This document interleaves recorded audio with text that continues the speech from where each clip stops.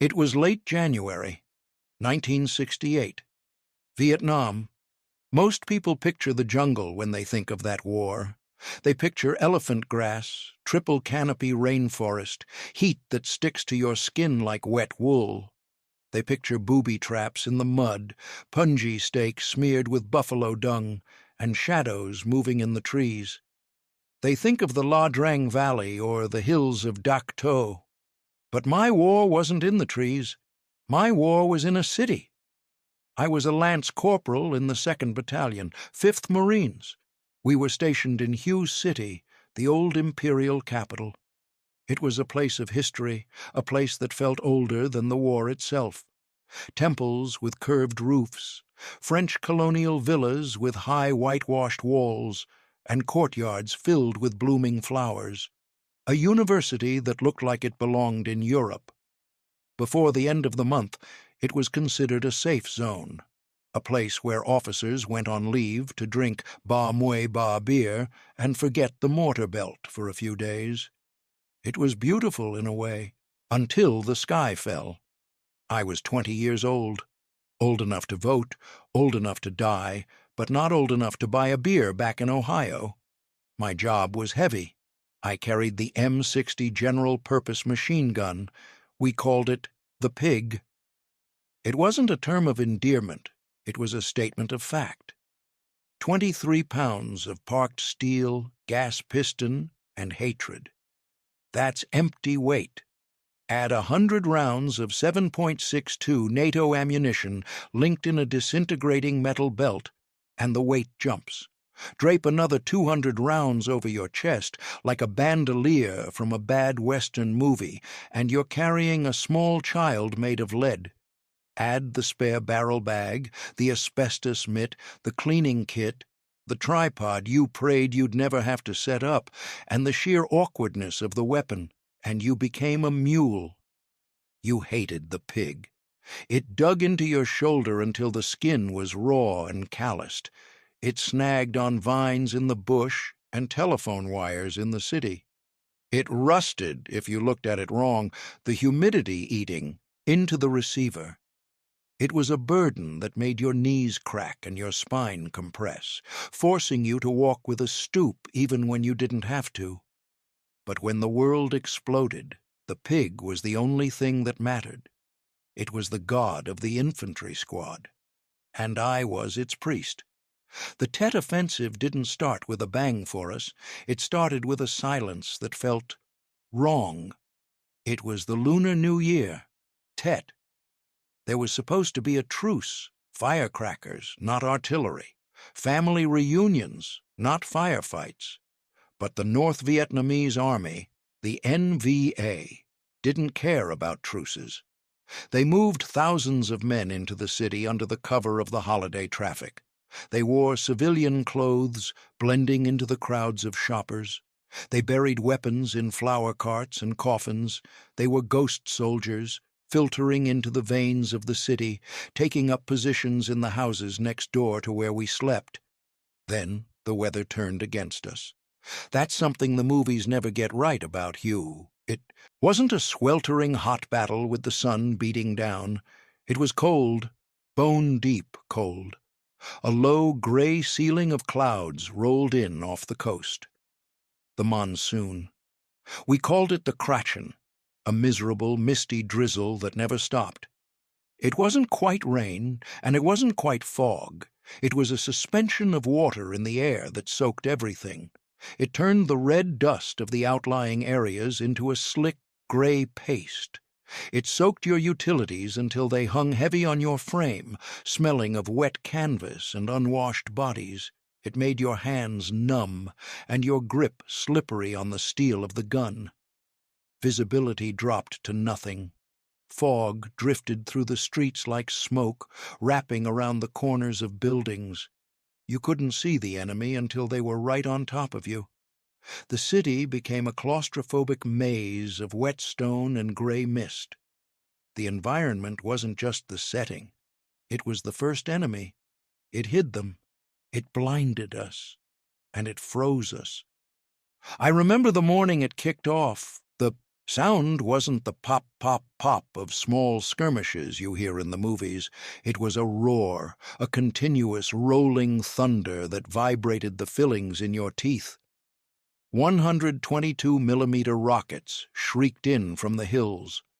Mortars walked patterns across the Marine compound. The heavy thud, thud, thud of .50 caliber machine guns echoed off the concrete buildings, a sound that punches you in the chest. Urban combat is different. In the jungle, sound dissipates into the vegetation. In a city, it trapped you. The noise bounced off the walls, amplifying, echoing, disorienting you. You couldn't tell where the shot came from. Was it the window on the left, the rooftop on the right, the sewer grate below? The acoustics of the street turned every gunshot into a surround sound nightmare. Every window became an eye. Every doorway became a mouth waiting to swallow you. We scrambled to get our gear. The confusion was absolute. No one knew the scale of it yet. We thought it was a raid. We didn't know that 10 battalions of NVA regulars had effectively seized the entire city. We were a handful of Marines in a sea of green uniforms.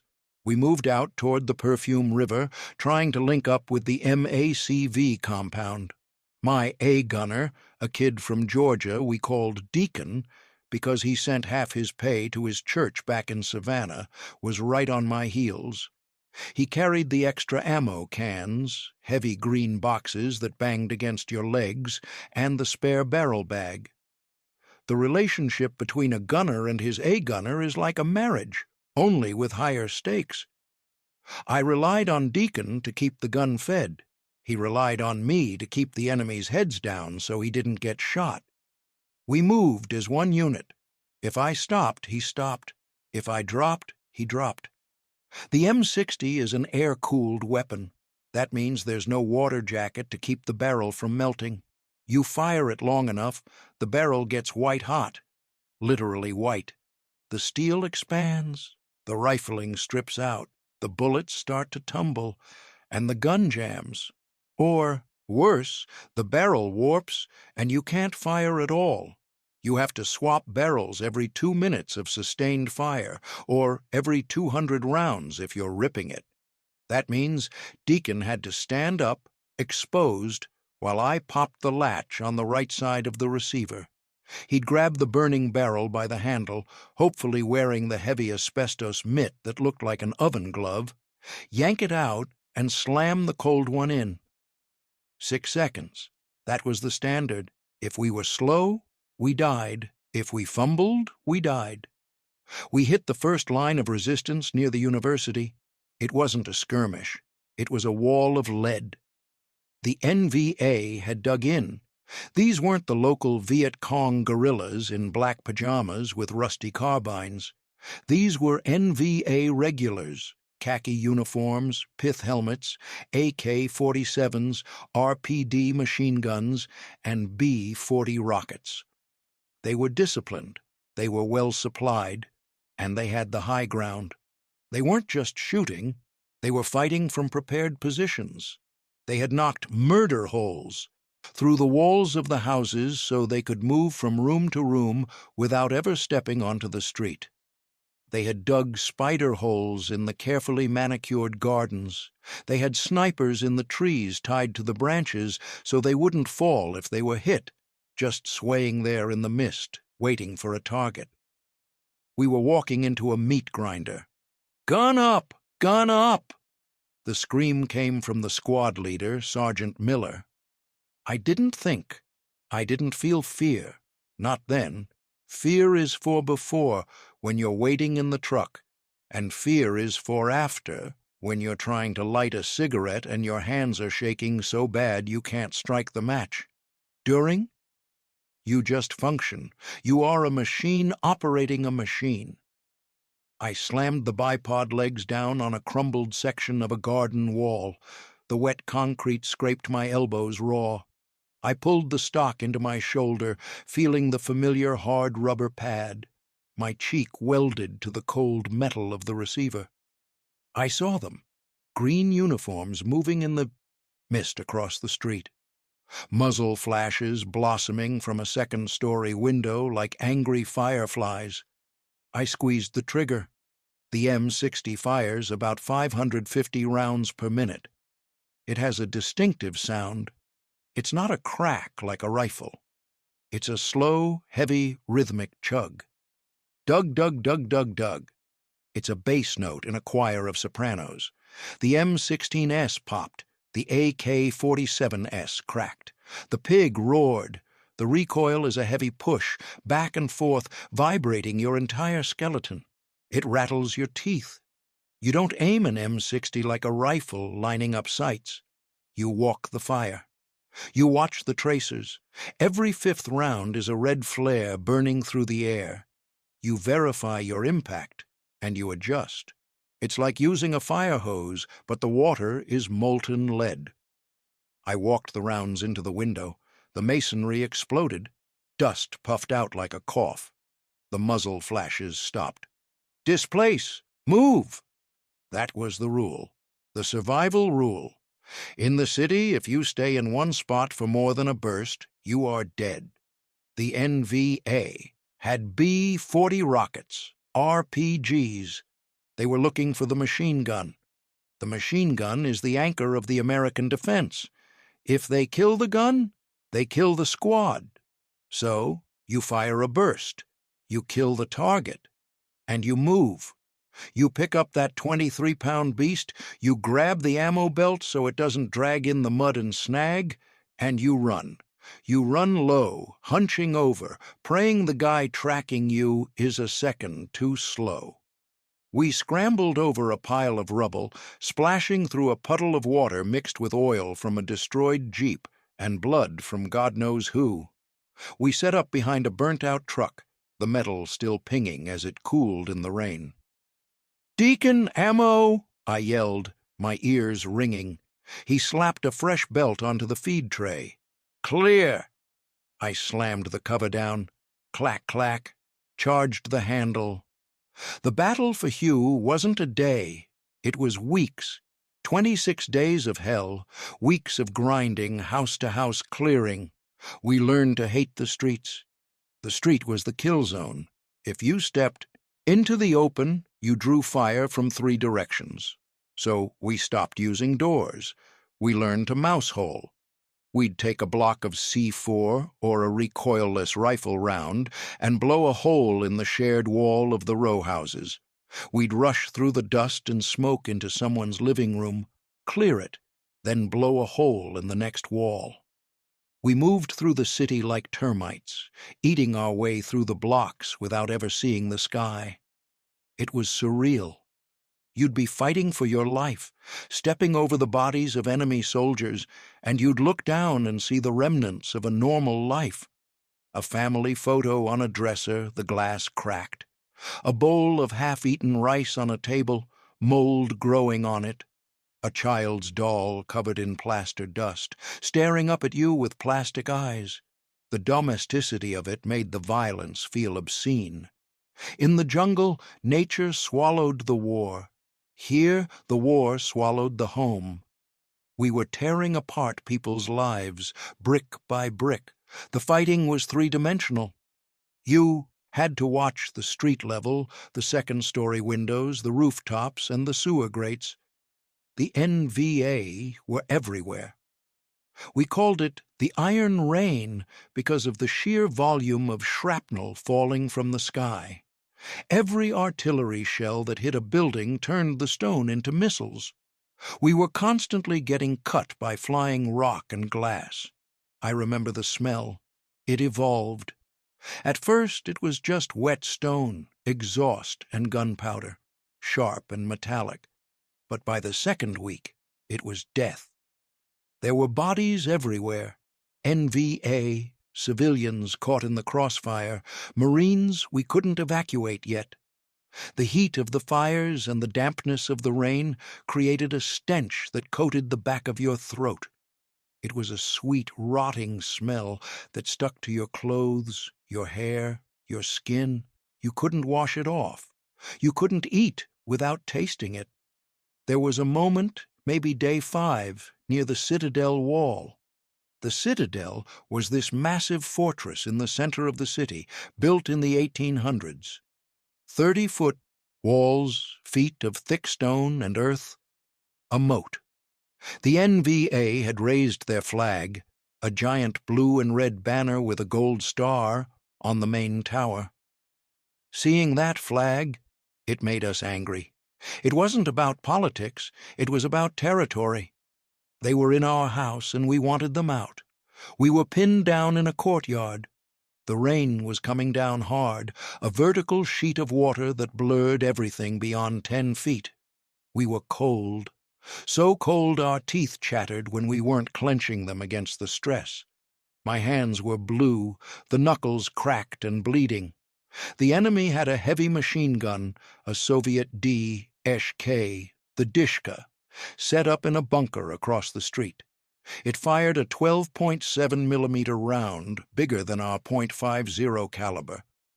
It was chewing up the masonry above our heads. Chunka, chunka, chunka.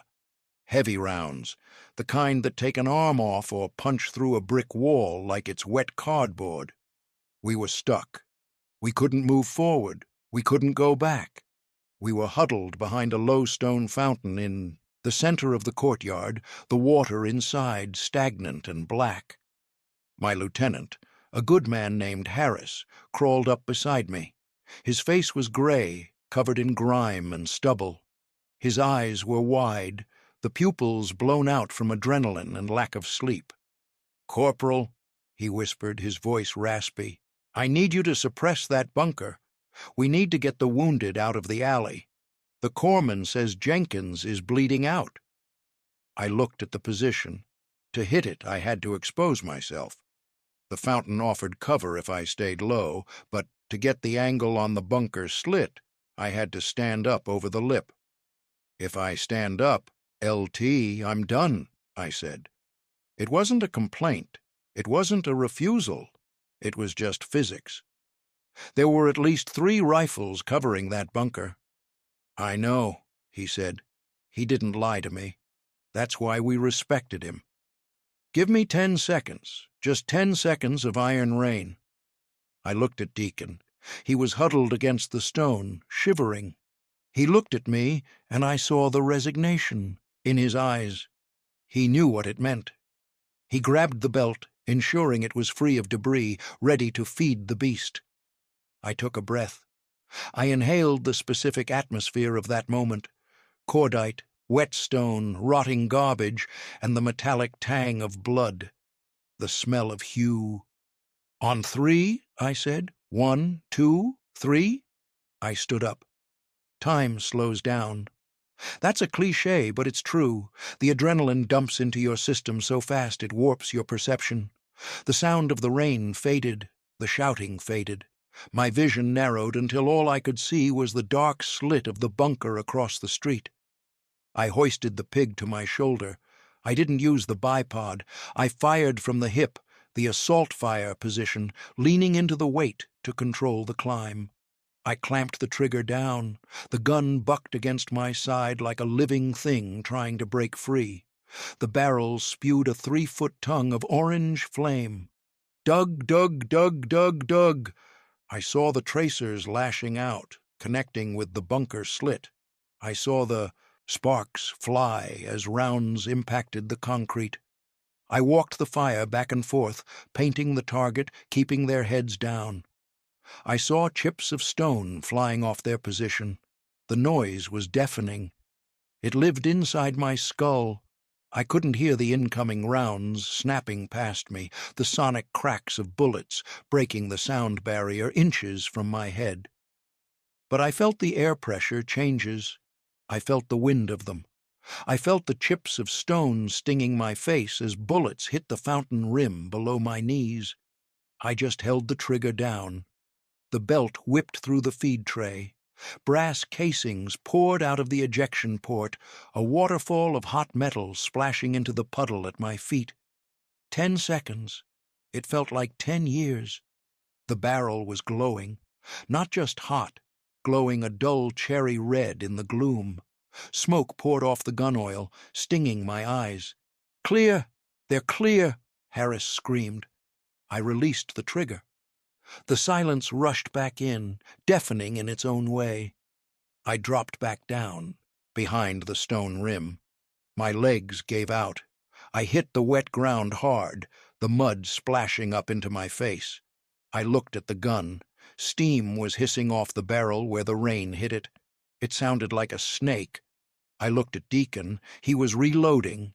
His hands were shaking, fumbling with the links. He couldn't get the new belt seated. "You okay?" I asked, breathless. He looked at me, his face pale, eyes huge. He didn't speak. He just pointed to his helmet. There was a gouge in the steel pot, a furrow of bright, shiny metal where a bullet had grazed him. It had peeled the paint back like skin. "Just an inch lower and, well..." He didn't say anything. He just stared at it, touching the raw metal with a trembling finger. That was the tactical reality of being a gunner. You are the magnet. You draw the fire so the rifleman can maneuver. You are the biggest target on the battlefield. The enemy is trained to kill the machine gun first. But you have the biggest voice. For 10 seconds I was the loudest thing in the Valley of Death. We pushed into the citadel a few days later. The fighting got worse, closer. We were running low on ammo, low on food, low on hope. We were fighting for inches. We called in the Ontos, these ugly tracked vehicles with 6 106mm recoilless rifles mounted on them. They were perfect for street fighting. They'd roll up, fire a salvo that could level a building, and back off. But even they had trouble in the narrow streets of the citadel. The rubble was so thick the vehicles couldn't move. We had to clear the Dongba Tower. It was the highest point on the wall. The NVA held it with fanaticism. We fought our way up the stairs, throwing grenades, firing blindly around corners. It was hand-to-hand in some places. Knives and entrenching tools, primal. The destruction was total. The beautiful villas were skeletons, their roofs caved in, their walls pockmarked. The trees were shattered stumps, stripped of leaves by artillery and gas. The streets were paved with brass casings, broken glass, and the debris of war. We were tired, not just sleepy. We were soul-tired, a fatigue that went into the marrow. I remember looking at my hands during a lull. They were black with carbon and dirt. My fingernails were torn. I felt like an old man. I was 20. I looked at the other guys, 19, 21. They all had the 1,000-yard stare, hollow eyes, slack jaws. We were ghosts haunting a dead city. I remember we found a room in a shattered administration building near the palace grounds. It had a roof, mostly. We sat down to eat sea rations, cold beans and franks, pound cake that tasted like kerosene. Deacon was sitting across from me. He had found a letter in the rubble.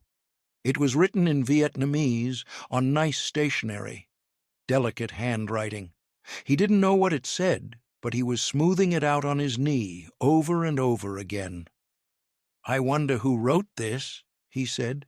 His voice was flat, devoid of the southern twang he used to have. "Doesn't matter," I said. I was cleaning the pig, wiping the bolt carrier with a rag that was already filthy. Always cleaning. If the carbon builds up, the gas piston sticks. If the piston sticks, the gun dies. If the gun dies, we die. "It matters to someone," he said softly. "Maybe a girl writing to her soldier. Maybe a mother." He stood up. He wanted to walk to the window, maybe to get some light to see the handwriting better, maybe just to look at the rain. "Deacon, stay away from the opening," I said. "Habit." "It's quiet, Corp," he said. "Just want to see." There was no sound, no crack, no boom. That's the thing about supersonic rounds. They travel faster than sound. 1 second, Deacon was standing there, holding a piece of paper, a silhouette against the gray light. The next second, he was gone. The wall behind him turned into a cloud of pink mist and plaster dust. A sniper, probably 300 yards out, maybe in the tower we hadn't cleared yet. Deacon crumpled. He didn't scream. He didn't moan. He just hit the floor like a sack of laundry. A dead weight. I scrambled over to him, slipping on the wet floor. I grabbed his flak jacket and dragged him back into the shadows. "Deacon! Deacon!" I looked at his face. There was nothing there. The light was gone. Instant. He never heard the shot. He never felt the impact. He was just erased. I sat back on my heels. The rain drummed on the roof. Tap, tap, tap. A rhythmic, indifferent sound. I looked at the window. Just a square of gray light. A frame for the death that had just reached in and taken him. I didn't cry. I didn't scream. I just felt empty. A hollowed-out feeling in my chest, right where the heart should be, like someone had reached in and scooped it out with a spoon. I looked at the M60 sitting on the floor. The feed tray cover was open. It looked like a hungry mouth. It looked patient. I realized then that the gun didn't care. The war didn't care. The city didn't care. We were just biological components in a mechanical process of destruction. Deacon was a broken part. I was a part that still worked. We finished the fight. We took the citadel. We lowered the NVA flag and raised the stars and stripes. There's a famous picture of it. But if you look closely at the guys in that photo, nobody is smiling. Nobody is cheering. It wasn't a victory. It was a relief. It was over. We didn't have to die today. We loaded the bodies onto the mules, those little flatbed carts. There were so many, wrapped in ponchos, stacked like cordwood. I helped lift Deacon onto one. He felt lighter than I expected, maybe because he wasn't carrying the ammo anymore. I kept the letter he found. I don't know why. I couldn't read it. I eventually lost it in a monsoon rain a month later, but I remember the handwriting. I came home in '69. The transition was jarring. One day you're in the mud, smelling death. 48 hours later, you're in San Francisco, and people are walking around eating ice cream and worrying about the bus schedule. The silence was the hardest part. Ohio was so quiet.